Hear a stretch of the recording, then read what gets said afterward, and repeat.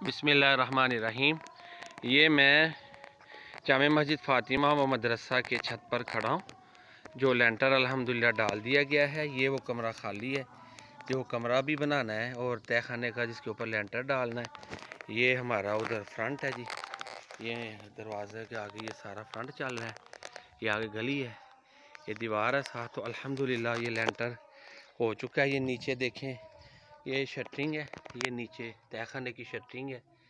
तो अल्लाह की तौफीक से ये मुकम्मल हो चुका है। जिन जिन दोस्तों ने इसमें ताउन किया, अल्लाह ताला सबको जज़ाए खैर अता फ़रमाए। दामे दिरहम सुखने और जिस तरह भी ताउन किया, अल्लाह ताला सबको दुनिया आखिरत में जज़ाए खैर दे, कारोबार में बरकतें नाजिल फ़रमाए।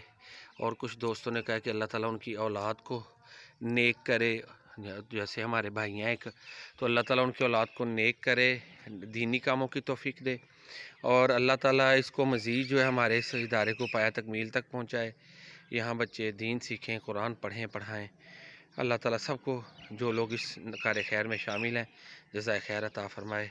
हाफिज़ निसार मुस्तफ़ा अर्ज़ कर रहा हूँ। अस्सलामु अलैकुम रहमतुल्लाह।